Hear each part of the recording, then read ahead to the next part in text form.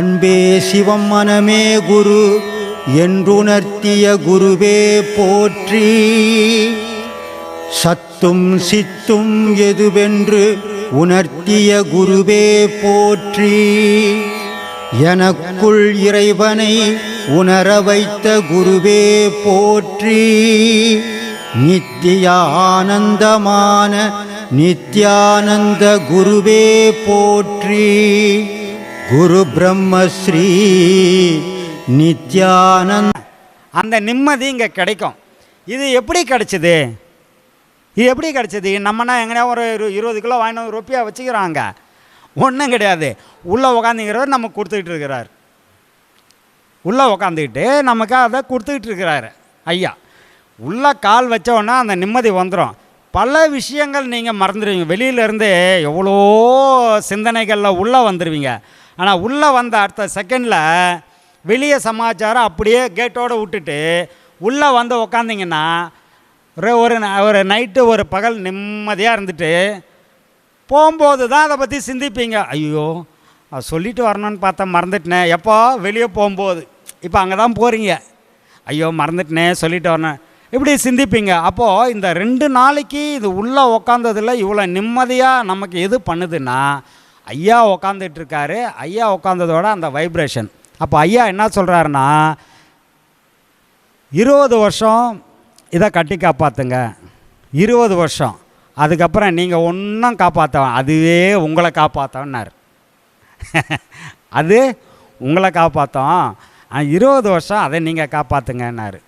நம்மளால் 2 வருஷம் கூட தாக்கு பிடிக்க முடியல. இப்படி ஆகிடுச்சு நம்ம சூழ்நிலை. அதுக்கு என்ன காரணம்னா, அது மகான்களோட அந்த வார்த்தை பொய்க்காது.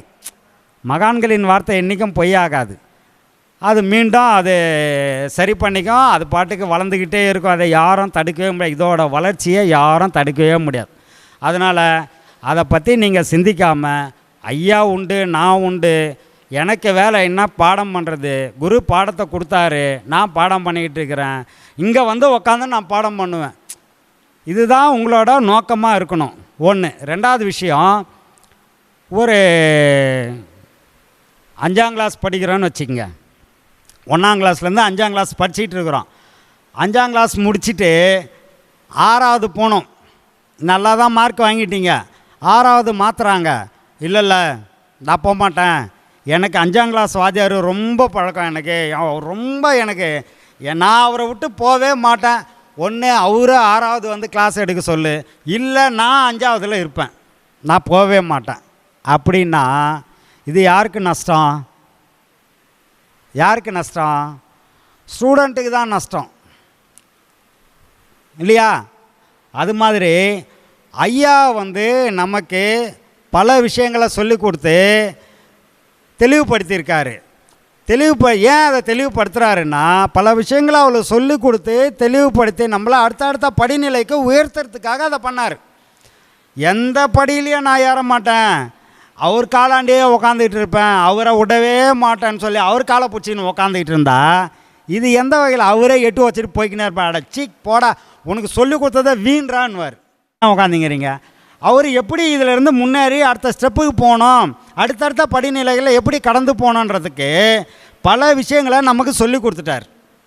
அடுத்த நிலைக்கு நம்ம போனோமா, இங்கேயே இதையே பிடிச்சிக்கிட்டு உக்காந்துட்ருக்கணுமா? சொல்லுங்கள். அடுத்த படிக்கு போனோம் இல்லையா? ஒரு வாத்தியார் 5ஆம் கிளாஸ் சொல்லிக் கொடுக்குறாருன்னா 6ஆம் கிளாஸ் நம்ம பாஸ் பண்ணிட்டா, பரவாயில்ல குட் பாய் போ 6வது போன்னு சொல்லிவிடுவார். அப்போது 5லேருந்து 6க்கு போகிறதுக்கு அவர் ஏணி மாதிரி உதவி இருக்கார் நமக்கு இல்லையா? அவர் மேலே ஏறிதான். அவர் சொல்லிக் கொடுக்கலன்னா நம்ம 6வது வர முடியாதுல்ல இல்லையா? அப்போது அவர் நமக்கு 6வது போகிறதுக்கு ஒரு ஏணி, ஒரு படிக்கட்டு. 6வது வாத்தியார் 7ஆவதுக்கு போகிறதுக்கு ஒரு படிக்கட்டு. இப்படி நம்ம ஆசிரியர்கள் மேலே நம்ம ஏறி தான் கடைசியாக ஸ்கூலை முடித்து காலேஜுக்கு போய் பிஹெச்டி வாங்கிறது, பட்டம் வாங்கிறது எல்லாம் போகிறோம் இல்லையா? 5ஆம் கிளாஸ் வாத்தியார் தான் நல்ல ஒரு, அவரை பிடிச்சின்னு உக்காந்துருந்தா அவரும் எட்டு ஓதிப்பார், எல்லாரும் திட்டுவாங்க, உருப்படுறதுக்கும் வழி இல்லை இல்லையா? அந்த மாதிரி நிலமை வராமல் அடுத்தடுத்த படிநிலைகள் போகிறதுக்கு ஐயா பல வழிகளை நமக்கு சொல்லி கொடுத்துட்டு போயிருக்காரு. அந்த வழிகளை ஃபாலோ பண்ணுங்க, அந்த வழிகளை ஆராயுங்க.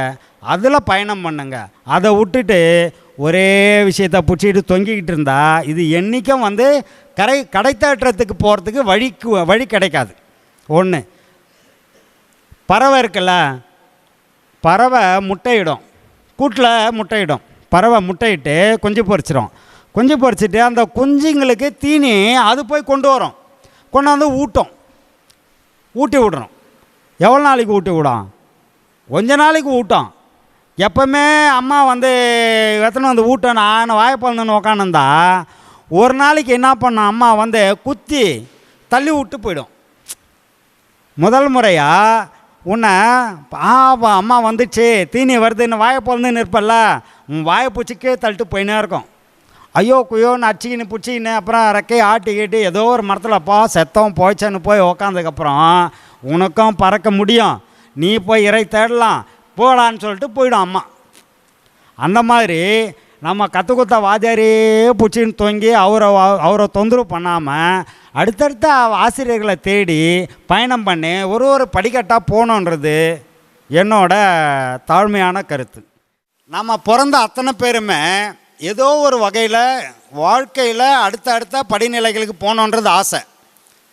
யாருமே நான் பிறந்த மாதிரியே இருக்கணும்னு ஆசைப்பட மாட்டாங்க, அடுத்தடுத்த படிநிலைக்கு போகணுன்னு தான் ஆசைப்படுவாங்க. ஆனால் சூழ்நிலை, பிறந்த இடம், பொருளாதாரம் இதுதான் தீர்மானிக்கும். அடுத்த படிநிலைகள் ஏறுறதுக்கான விஷயத்தை தீர்மானிக்கிறது எதுன்னா உங்களோட சூழ்நிலை, அடுத்து உங்களோட பழக்க வழக்கங்கள், உங்களை வளர்த்து ஆளாக்கணுங்க, உங்களோட அறிவு, இது எல்லாம் தான் வந்து அடுத்த நிலைக்கு உங்களை வந்து மாற்றுறதுக்கான ஏற்பாட்டை பண்ணும்.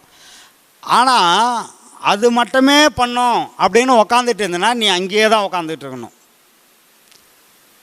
பஸ்ஸை பிடிச்சி வேறு ஊருக்கு போனோன்னா வீட்டிலேருந்து நீ வெளியே கிளம்பி போய் பஸ் ஸ்டாண்டில் போய் நிற்கணும், அப்போ தான் பஸ்ஸு வரும்.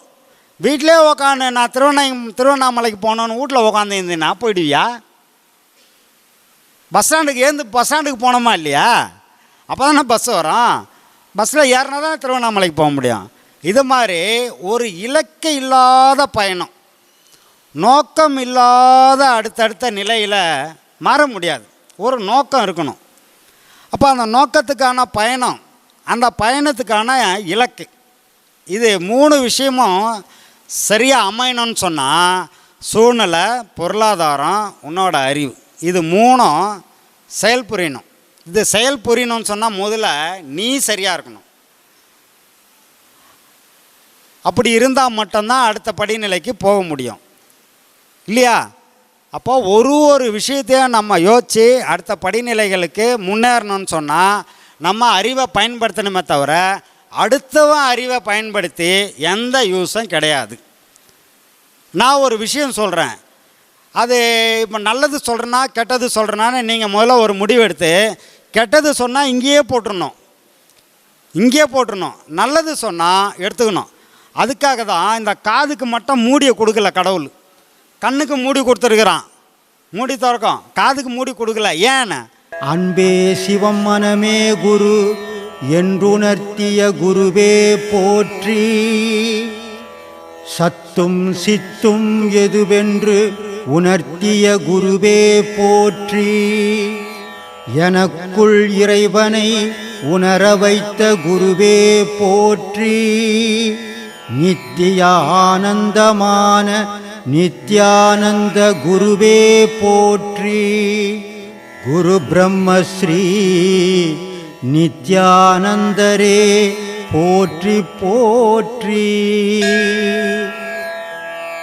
ஆகாமியத்தை உணர வைத்த குருவே போற்றி, இன்ப துன்பம் நாட்டம் எதுவென்று உணர்த்திய குருவே போற்றி, ஈசனை